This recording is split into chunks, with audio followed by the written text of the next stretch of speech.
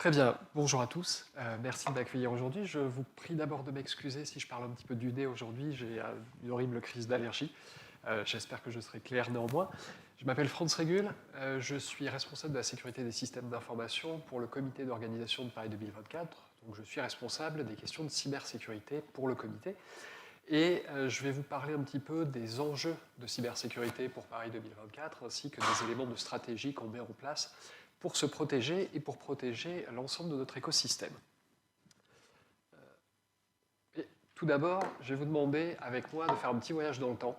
On va se projeter un petit peu moins de 18 mois dans le futur. On est à l'été 2024, Stade de France. J'aime beaucoup cette photo, même si elle n'est pas au dernier standard.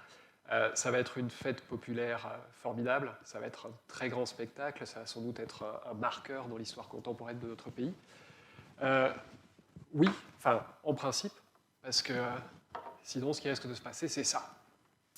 Ça, c'est des perturbations dans les opérations courantes, c'est des perturbations dans le travail des médias, des difficultés à retransmettre les épreuves, voire un risque qui pèse sur la sécurité des participants, athlètes, spectateurs, fans. Et ça, c'est ce qu'on veut évidemment à tout prix éviter. Mais d'abord, pourquoi est-ce qu'on en est arrivé là? Un petit peu cette fois-ci de voyage dans le passé, avec un bref aperçu de ce qui s'est passé lors des dernières Olympiades. Donc, ce sont quelques-uns des événements de la sphère cyber que j'ai choisi de mettre ici. Si on regarde avant 2012, en fait, c'est un petit peu la préhistoire cyber des Jeux.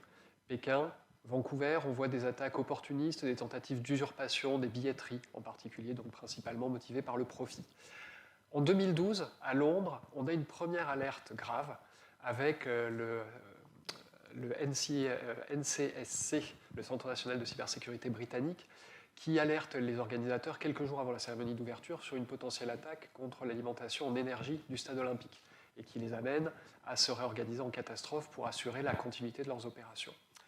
Puis, 2014-2016, on a l'âge d'or en quelque sorte des activistes, dont on a parlé un petit peu plus tôt, avec des attaques en déni de service contre Rio, contre Sochi, portées par des revendications idéologiques principalement.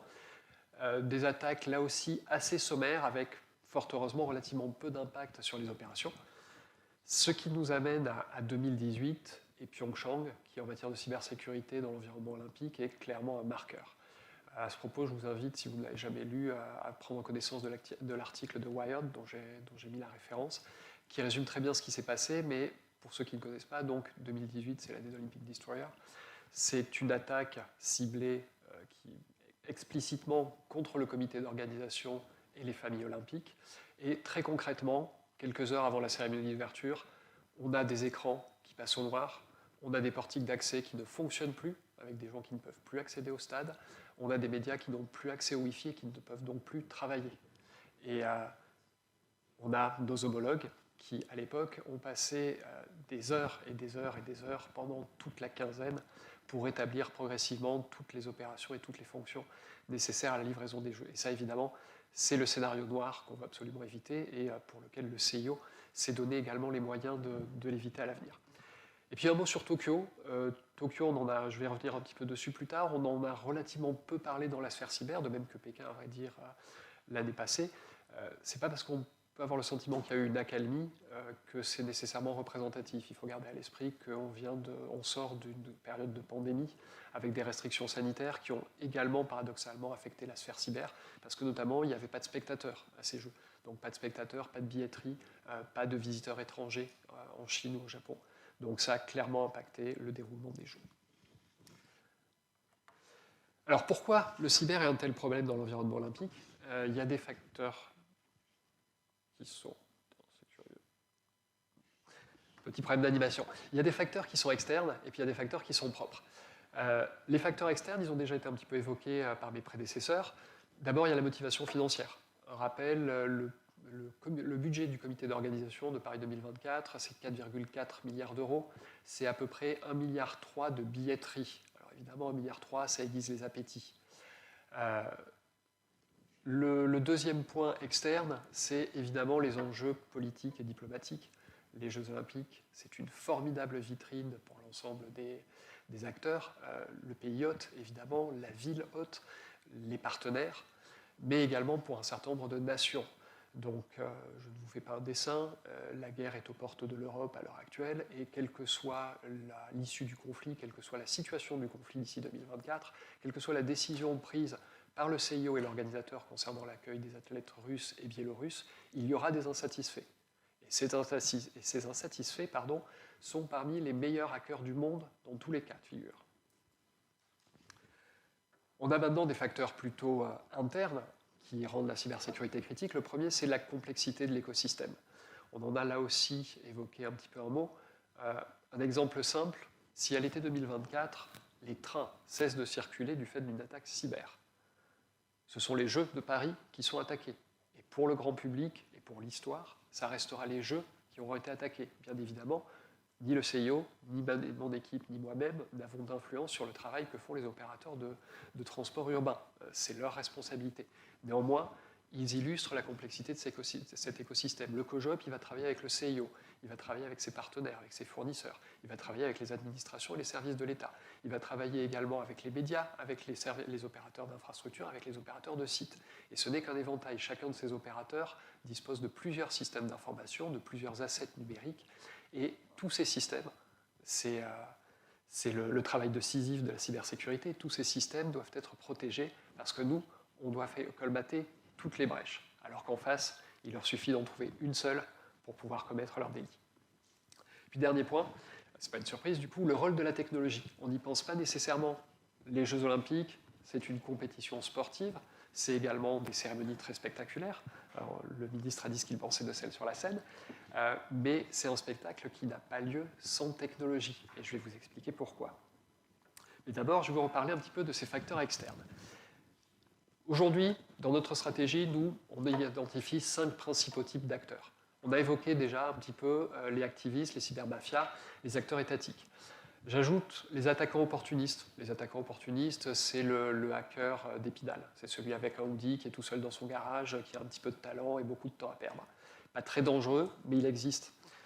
Un autre dont on n'aime pas trop parler, mais qui existe également, c'est le collaborateur malveillant. Alors il faut entendre collaborateur au sens large. C'est quelqu'un qui travaille au sein de l'écosystème et qui a des visées malveillantes. Fixer quelques chiffres, le comité d'organisation aujourd'hui, c'est 1 millier de collaborateurs. À horizon 2024, on parle plutôt de 4500 personnes, plus 45 000 volontaires, dont une bonne partie vont avoir accès à des services numériques, plus des partenaires, plus des fournisseurs. Donc on parle de plusieurs dizaines, voire centaines de milliers de personnes. Statistiquement, il y a des gens malhonnêtes. Et donc l'un des enjeux, ça va être de s'en prémunir. Ça, ce sont pour les attaquants. Les motivations des attaquants sont multiples. Le fun, le fait de se dépasser, de faire quelque chose que personne d'autre n'a réussi, l'accomplissement personnel. L'idéologie et la médiatisation. Les jeux sont une formidable plateforme pour communiquer sur n'importe quelle idéologie, n'importe quelle cause. L'espionnage, le vol de données pour elles-mêmes. Le profit, bien sûr. On a parlé un petit peu du montant de la billetterie. Et puis, redoutable, la revanche, la malveillance, la destruction pure et dure, sans autre finalité que de nuire au jeu, que de nuire au pays et à la ville hôte. Et évidemment, quand on regarde, les Jeux Olympiques, ils cochent à peu près toutes les cases d'une façon ou d'une autre. On a affaire à tous les types de malfaiteurs et on a affaire à tous les types de motivations. Je vous ai préparé quelques chiffres pour aider à fixer un petit peu les idées. Un petit quiz, d'abord, on parle de 1000 à 1500 milliards de dollars dans le contexte de la cybersécurité. Une petite idée de ce dont on peut parler? C'est le chiffre d'affaires annuel. C'est une estimation conservatrice du chiffre d'affaires annuel mondial de la cybercriminalité. Selon les sources, on estime que le coût de la cybercriminalité, c'est-à-dire les dommages causés, c'est plutôt 4 à 5 fois ça. C'est à peu près autant que le chiffre mondial consolidé du trafic de drogue et de la contrefaçon réunis. Donc, on ne parle pas d'adolescents en hoodie dans leur garage. Il y en a, mais ce n'est pas eux qui nous inquiètent. Un deuxième chiffre que je trouve intéressant, 400 000. On parle de malware, cette fois-ci. Donc, 400 000, c'est le nombre de nouveaux fichiers malveillants découverts quotidiennement l'année dernière. Ça veut dire que quand je fais une pause théâtrale, comme ça, il y a déjà 10 ou 15 nouveaux malwares qui sont en circulation. Évidemment, se protéger contre ces logiciels malveillants, c'est une tâche sans fin. On se rapproche un petit peu des jeux, cette fois-ci, 2300, c'est le nombre d'attaques subies en moyenne quotidiennement par une organisation. Alors il faut entendre attaque au sens large, ce sont plutôt des événements de cybersécurité. Ce n'est pas forcément lorsque les services secrets d'un État voyou s'attaquent à vous. Ça, c'est pour une organisation moyenne. Pour les Jeux Olympiques, le chiffre a été mentionné tout à l'heure, on retient généralement 4,4 milliards pour l'Olympiade de Tokyo. Ça fait à peu près 300 millions par jour. Ce qui est intéressant, c'est l'ordre de grandeur, encore une fois. Le rapport, il est à peu près de 1 pour 100 000. Les Jeux Olympiques, et c'est la raison pour laquelle mon job est le pire du monde, si vous voulez, c'est que les Jeux Olympiques, c'est à peu près 100 000 fois plus menacé que n'importe quelle autre organisation. Toujours dans les facteurs externes, la complexité on va s'intéresser aussi, non, facteurs propres cette fois-ci, j'ai des problèmes de sauvegarde avec ma présentation, veuillez m'excuser. L'écosystème dans lequel on opère, donc on s'intéresse à 5 grandes familles de risques quand on parle de cybersécurité, parce que la cybersécurité, ça peut être parfois un petit peu confus, mais il y a des choses très concrètes à la clé. Qu'est-ce qu'on redoute? On redoute tout ce qui peut mettre en danger les personnes. On redoute tout ce qui peut saboter le déroulement d'une épreuve en sabotant un système critique pour la livraison ou la diffusion des jeux. On redoute la fraude financière. Notre effort budgétaire est déjà suffisant, on n'a pas en plus besoin de financer la criminalité. On redoute le vol de données, en particulier les données régulées, celles qui sont protégées par le RGPD. Et puis on redoute l'atteinte à l'image, parce que les Jeux Olympiques, c'est un formidable vecteur d'image dans tous les sens du terme, qui est au centre d'un ensemble d'accords qu'il s'agit de protéger. Et donc, ces risques, ils se matérialisent, si vous voulez, au travers d'une multitude de systèmes. Il y a les systèmes internes de Paris 2024, tous ceux qu'on utilise au quotidien pour opérer le COJO, tous les systèmes qui permettent de faire travailler mes collègues, de les payer, de les accompagner dans leurs tâches quotidiennes. Il y a les systèmes des jeux, les systèmes qui vont nous...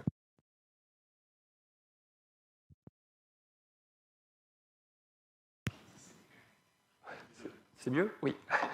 Tous les systèmes des jeux, c'est ce qui va permettre d'organiser et de tenir les épreuves et les cérémonies. On a un certain nombre de systèmes mis à disposition par le CIO, également par sa filiale, OBS, pour Olympic Broadcasting Services, qui est le principal diffuseur des jeux, des fournisseurs, des partenaires, les services de l'État, les sites, un certain nombre d'infrastructures critiques, et j'en passe. Et encore une fois, tous ces acteurs opèrent de nombreux systèmes. Et encore une fois, on coche à peu près toutes les cases. Donc, maintenant, qu'en est-il des facteurs propres de risque de Paris 2024? On revient sur cette image du stade, pas d'écran bleu cette fois-ci. J'ai parlé de la complexité de l'écosystème, je vais vous parler maintenant du rôle de la technologie dans les jeux. Parce que là, ce que vous voyez, probablement, c'est un stade. Mais en fait, c'est pas du tout ça. Ça, c'est un ordinateur. C'est un ordinateur avec à peu près 80 000 personnes à l'intérieur qui rend un service. Il permet de délivrer une compétition sportive. Et pour ce faire, il utilise de nombreuses technologies.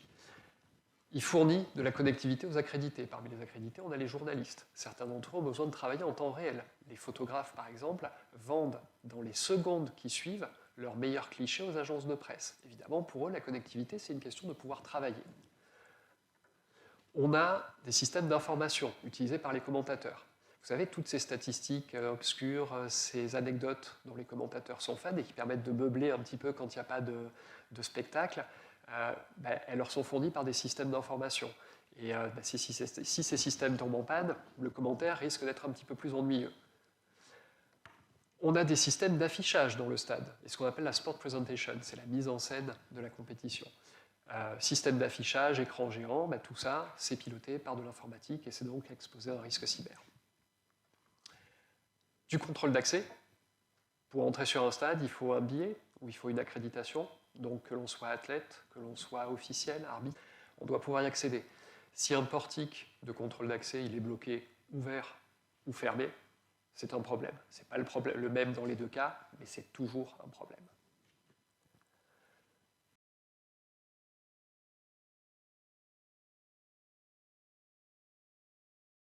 Les spectateurs vont assister au jeu, mais 4 milliards de téléspectateurs. C'est avant tout un spectacle télévisuel, les jeux. Et pour que le spectacle arrive, une compétition, elle est jugée avec avec des cellules photoélectriques, avec les comparer à des records du monde ou à des records olympiques. Alors évidemment, dans tous les sports, le rôle du chronométrage et l'arbitrage n'est pas le même, mais en tout état de cause, il est fondamental. Et là aussi, ces systèmes, s'ils devaient être perturbés, c'est potentiellement l'équité sportive qui est remise en question. C'est l'utilité même d'avoir ces compétitions. Puis last but not least, la vidéoprotection et tous les systèmes de sécurité physique. Dans un stade, 80 000 personnes, on ne peut pas mettre 80 000 policiers pour assurer leur surveillance et leur protection. On a besoin d'aide technologique. Ça, c'est un petit aperçu du type de technologies qui sont exploitées dans une partie des sites. S'y ajoutent les opérations quotidiennes et la présence en ligne du comité. Mais déjà, ça illustre 3 des grandes difficultés auxquelles on va être exposé. Bon, déjà, on a parlé de la complexité de l'écosystème. La plupart de ces systèmes, ils sont mis en œuvre, maintenus et opérés par des structures différentes. Des structures qui, parfois, ont de très bonnes relations de travail et puis parfois ne se parlent pas. Donc il faut les mettre autour de la table, il faut les amener à travailler ensemble. Un deuxième aspect, c'est l'arrivée de technologies nouvelles. Les Jeux Olympiques d'été, en tout cas, se tiennent tous les 4 ans. Donc ce qui s'est passé à Tokyo, c'est très différent de ce qui s'est passé à Rio et encore un peu plus différent de ce qui s'est passé à Londres. Depuis que j'ai commencé ce travail il y a un petit peu plus de 3 ans, le discours des différents partenaires a déjà évolué.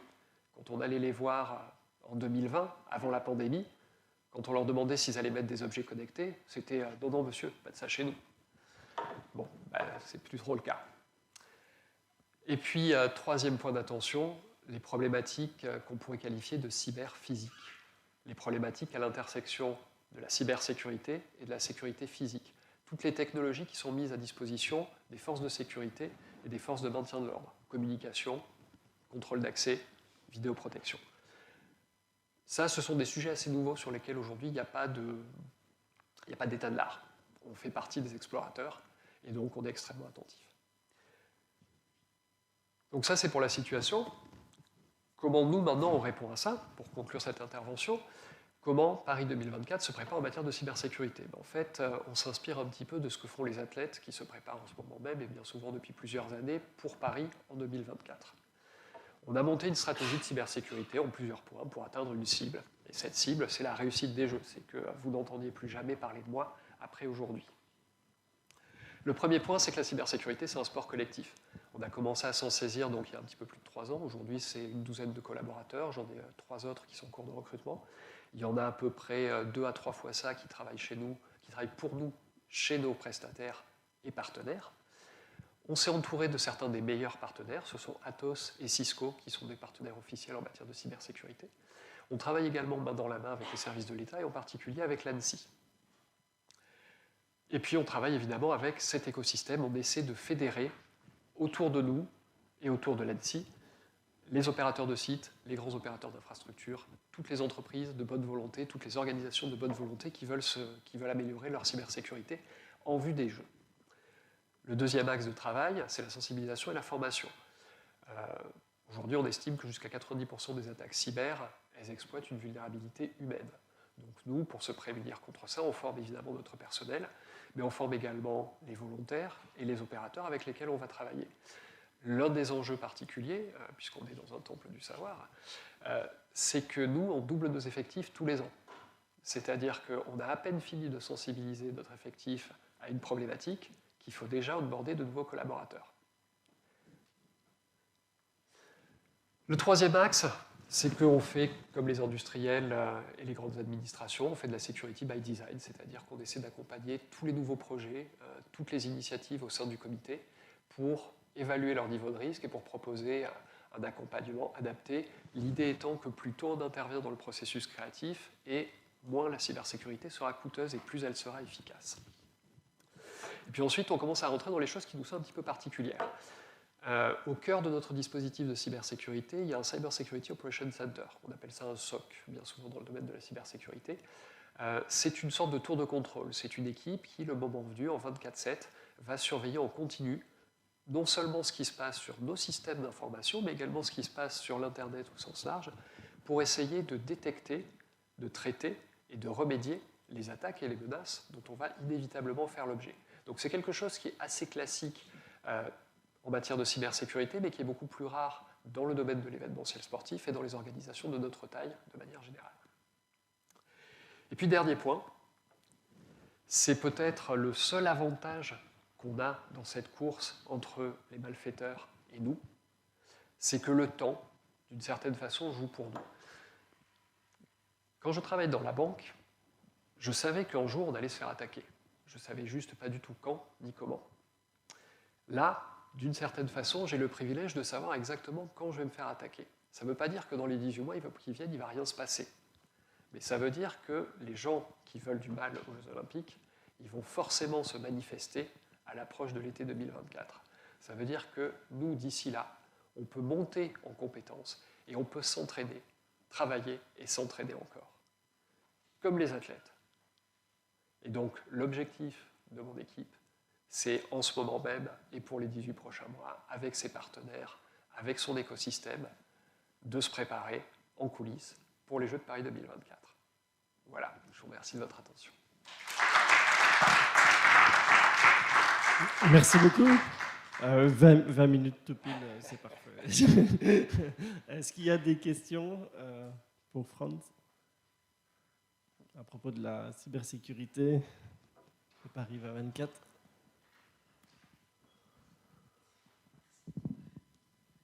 Merci beaucoup pour cette présentation très intéressante. La frontière entre justement l'organisation interne, le fait que vous soyez finalement responsable entre guillemets un peu de votre propre sécurité et cybersécurité et les forces de l'ordre se fait simplement. Comment ça se passe en fait exactement? Je pensais aux gendarmes cyber par exemple, etc., etc. Alors c'est un très vaste sujet en fait qui appelle plusieurs éléments de réponse. Le premier, c'est que les forces de l'ordre et nous-mêmes ne faisons pas le même travail.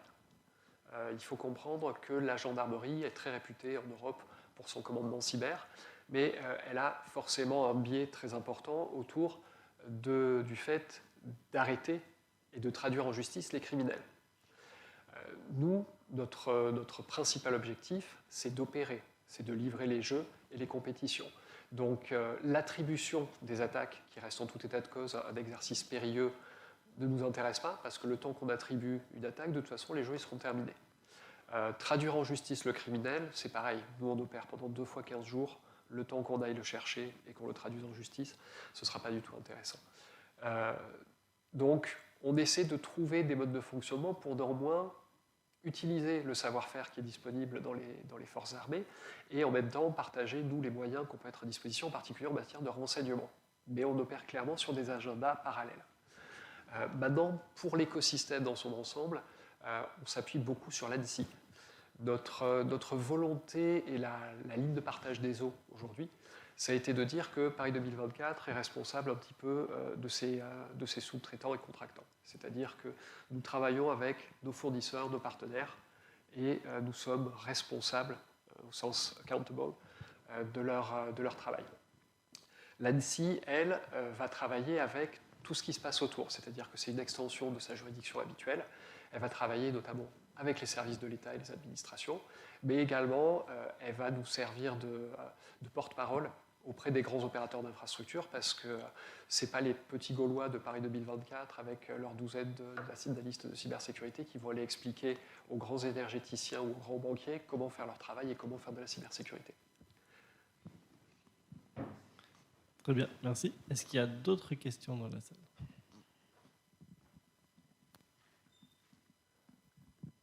Bonjour. Je voulais juste savoir s'il y avait des écoles spécialisées en cybercriminalité. Alors en cybercriminalité, j'espère que non, mais en cybersécurité... Non. Alors, pour contrer, excusez-moi. Non, mais la question est intéressante, cela dit, je la traite avec humour, mais non, sur la cybersécurité, oui. Il y a des formations aujourd'hui, des formations de type ingénieur, il y a un certain nombre d'universités qui proposent des formations spécialisées. Aujourd'hui, on a des cursus extrêmement variés qui vont de Bac plus 2, Bac plus 5, grosso modo, puisqu'on a énormément de métiers qui interviennent. Si aujourd'hui j'ai une douzaine d'équipes, plus à peu près une trentaine de collaborateurs à l'extérieur, c'est parce qu'ils font tous des métiers différents. Il y a des analystes, il y a des spécialistes de la réponse à l'incident, il y a des spécialistes de l'accompagnement des projets, de la gouvernance, de la sensibilisation. Donc il y a des métiers très très variés. Ce qui est intéressant dans ce que vous disiez, c'est qu'on sait aussi qu'au niveau international, il y a une vraie professionnalisation des cybercriminels. C'est-à-dire qu'on a évoqué les acteurs étatiques. Donc bien sûr, les acteurs étatiques se permettent de mettre en place des cursus extrêmement élaborés. On sait que certains acteurs à l'est de l'Europe entretiennent des liens profondément malsains avec les milieux cybercriminels, quand ils n'ont pas eux-mêmes en direct les capacités d'attaque.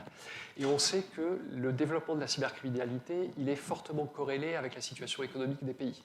On sait qu'à la fin des années 2000, en Europe de l'Est, en Roumanie en particulier, il y a eu une crise financière, une crise économique très très dure, et que les cybercriminels recrutaient à la sortie des grandes écoles et des facultés.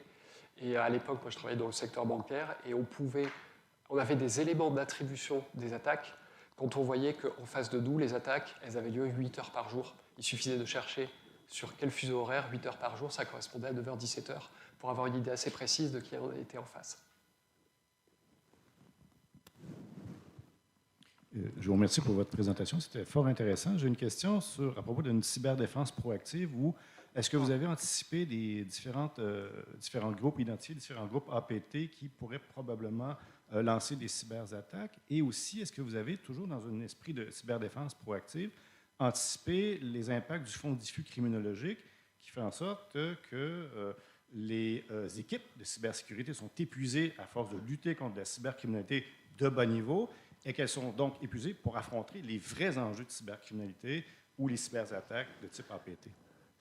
Alors, pour ce qui est de la préparation, effectivement, parmi les outils dont on s'est doté, on consomme de la threat intelligence, c'est-à-dire du renseignement numérique sur les principales menaces auxquelles on a affaire. Donc il y a plusieurs niveaux de threat intelligence pour les spécialistes.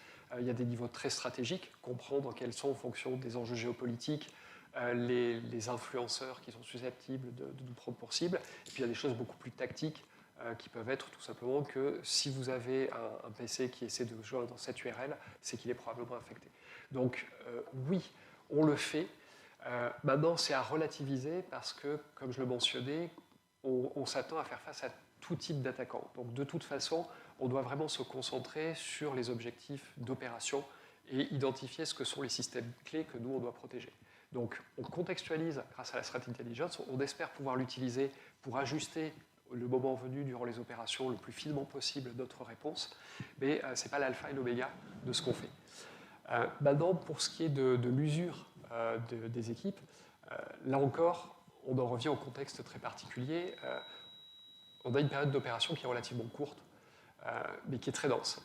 Effectivement, durant les... Alors, ce n'est pas un secret industriel, mais le Technology Operations Center, durant les Jeux, il opère 24/7. On est en train de concevoir l'organisation détaillée, c'est-à-dire que très peu d'organisations font ça, les principaux acteurs de la défense et de la banque, principalement. Mais on va avoir des équipes qui vont fonctionner 24/7 pendant plusieurs semaines. La mauvaise nouvelle, c'est qu'en effet, c'est très stressant. C'est 24/7, et puis c'est vraiment 24/7. On va livrer à Tahiti. C'est-à-dire qu'il y a vraiment une semaine durant laquelle, quand les opérations se terminent en métropole, elles commencent à peine en Polynésie française. Donc c'est pas juste, je vais faire le chiffre de nuit et me tourner les pouces pendant 12 heures. Donc ça, c'est effectivement, c'est une réalité, on va avoir des shifts. La bonne nouvelle, c'est que ces shifts ne durent que quelques semaines. Donc ce qu'on attend, d'après nos échanges avec le CIO et avec les précédents comités d'organisation, c'est que, effectivement, ça va être très éprouvant et que notre entraînement, notre préparation, ils doivent aussi travailler là-dessus. Et c'est vrai qu'on accorde de l'importance à des choses qui n'en auraient pas dans une organisation plus traditionnelle. Aujourd'hui, nos shifts, on essaie de les penser de façon globale. C'est-à-dire que ce n'est pas juste des équivalents temps plein qu'on va mettre sur des sièges. C'est 3 équipes différentes, cohérentes, où on a essayé de faire en sorte que les forces des uns compensent les faiblesses des autres et que, autant que possible, les modes de fonctionnement soient compatibles. D'accord, merci. Est-ce qu'il y a d'autres questions?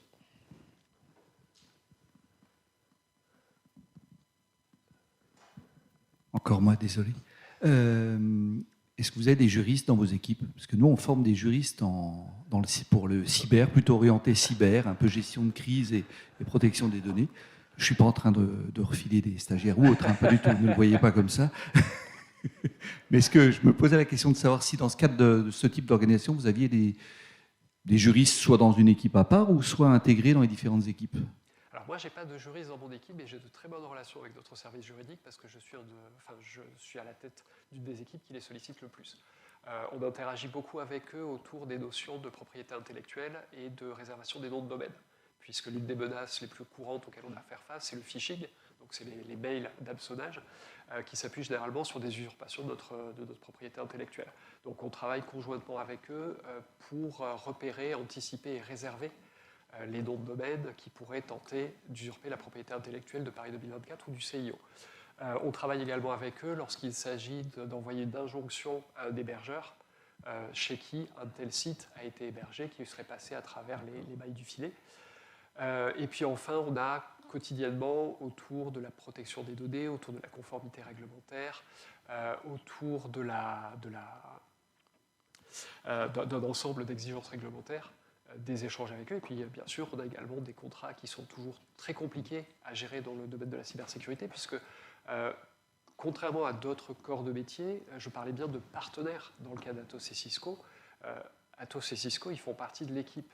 Ils n'ont pas juste acheté un ticket pour avoir l'étiquette cybersécurité de Paris 2024. Ils la font avec nous. Et ils la font bien avec nous. Donc, évidemment, en termes contractuels, je ne vous raconterai pas les détails, mais c'est extrêmement riche. Donc oui, très clairement, aujourd'hui, on voit qu'il y a des spécialistes, des spécialités en juridique de la cybersécurité, de la gouvernance des données, qui sont extrêmement intéressantes dans leur genre et qui sont des interlocuteurs de choix pour mes équipes. D'accord, merci. Merci beaucoup. Peut-être moi, j'ai une dernière question. C'était pour revenir sur l'aspect que tu as évoqué tout à l'heure, sur l'attaque des infrastructures critiques, mais qui est en dehors de ta juridiction. Est-ce qu'il y a quand même dans la procédure de gestion de crise le fait de pouvoir monter des cellules de crise, interorganisation, notamment par exemple, je parle de la SNCF ou de la RATP? Alors oui, il y a. Nous avons la chance de travailler là-dessus avec les services du ministère de l'Intérieur en particulier, mais également sur les sujets plus cyber avec l'ANSSI. La difficulté, évidemment, c'est que identifier ce besoin d'être prêt à travailler ensemble, c'est une chose. Le mettre en œuvre, c'est un très vaste chantier, puisque il y a des opérateurs auxquels on pense assez facilement. Les aéroports de Paris, par exemple, nous travaillons directement avec eux parce que l'acheminement des athlètes à leur arrivée et à leur départ, c'est une fonction que l'on doit aux athlètes et aux accrédités. Le transport par rail, le transport collectif, on y pense également parce que c'est assez immédiat. Mais il y a tout un tas d'autres opérateurs d'infrastructure auxquels on ne pense pas nécessairement parce que le service qu'ils fournissent est beaucoup plus discret. Alors, il n'est pas toujours discret. Si on pense au ramassage des ordures en Ile-de-France actuellement, c'est très peu discret. Mais c'est pareil, si un problème de ce genre se présentait en 2024, on aurait un souci supplémentaire. Et puis, il y a d'autres opérateurs auxquels on ne pense pas parce qu'ils n'ont pas l'envergure. C'est-à-dire qu'aujourd'hui, il n'y a pas un opérateur de bus en Ile-de-France. Il y a une foultitude d'opérateurs différents. Donc, on a identifié ce problème et on y travaille, mais très clairement, une difficulté qui n'est pas française, qui est propre aux grands événements structurellement, ça va être de fédérer des acteurs de plus en plus nombreux et de définir des zones de responsabilité et des modes de fonctionnement communs de plus en plus complexes. Ok, merci beaucoup. Et puis pour faire le lien avec le prochain présentateur, c'est sûr que ça va être des problématiques de gouvernance qui sont quand même très, très importantes à prendre en compte. Merci beaucoup.